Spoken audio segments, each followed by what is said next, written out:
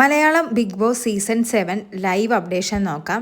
ലൈവിൽ Bigg Boss ഇന്നൊരു twist കൊണ്ടുവന്നിരിക്കുകയാണ്. കാരണം ബിഗ് ബോസിന് മനസ്സിലായി വീക്കിലി ടാസ്ക് ഇങ്ങനെ പോയാൽ മുന്നോട്ട് പോവില്ല. എപ്പോഴും ഇങ്ങനെ എല്ലാ റൗണ്ടുകളും റദ്ദാക്കിക്കൊണ്ടിരിക്കാൻ പറ്റില്ലല്ലോ. പിന്നെ വഴക്കൊക്കെ ഒന്ന് കൊഴുക്കട്ടെ എന്നും കൂടി കരുതിയിട്ടാവാം ബിഗ് ബോസ് ഇപ്പോൾ ട്വിസ്റ്റ് കൊണ്ടുവന്നിരിക്കുന്നത്. ബിഗ് ബോസ് എല്ലാവരെയും ലിവിംഗ് റൂമിൽ വിളിച്ചതിന് ശേഷം പറയുന്നത്, ക്വാളിറ്റി ചെക്കിംഗ് ചീഫ് ഓഫീസർമാർ പരസ്പരം ഇങ്ങനെ ധാരണയില്ലാതെ പോയാൽ ഈ ഗെയിം മുന്നോട്ട് പോകില്ല. അതായത് അനുമോളെയും ജിഷിനും. അതുകൊണ്ട് തന്നെ ഇവരിൽ നിന്നും ഒരാളെ സ്ഥാനം മാറ്റാൻ പോവുകയാണ്. അത് ആരാണെന്ന് നിങ്ങളെല്ലാവരും കൂടിയാണ് തിരഞ്ഞെടുക്കേണ്ടത്. അതിനായിട്ട് ഇവർക്ക് വോട്ടിംഗ് ഫെസിലിറ്റി ബിഗ് ബോസ് ഒരുക്കിയിരിക്കുകയാണ്.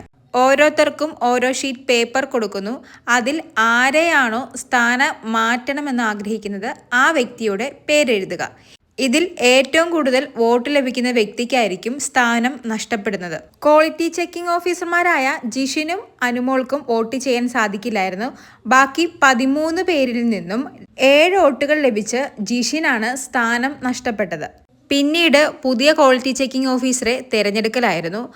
അതും വോട്ടിങ്ങിലൂടെ തന്നെയാണ് തിരഞ്ഞെടുത്തത്. പുതിയ ക്വാളിറ്റി ചെക്കിംഗ് ഓഫീസർ ആവാൻ വേണ്ടി താല്പര്യം പ്രകടിപ്പിച്ച് മുന്നോട്ട് വന്നത് ഷാനവാസ്, ഒനീൽ, സാബുമാൻ, നൂറ, അഭിലാഷ്, ബിന്നി ഇത്രയും പേരായിരുന്നു. അതിൽ നമ്മുടെ ഷാനവാസിന് 4 വോട്ടുകൾ കിട്ടി. നൂറയ്ക്ക് 1, അഭിലാഷിന് 2 വോട്ടുകൾ, ഒനീലിന് 1 വോട്ട്, സാബുമാന് 5 വോട്ട്, ബിന്നിക്ക് 2 വോട്ട്.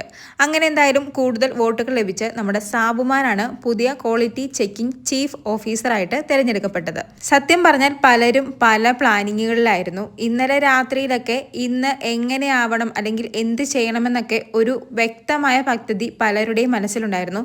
ആ സമയത്താണ് ബിഗ് ബോസ് ഇങ്ങനത്തെ ട്വിസ്റ്റ് കൊണ്ടുവന്ന് നമ്മുടെ ജിഷിനെ പുറത്താക്കിയതും സാബുമാനെ ഉള്ളിലാക്കിയതും.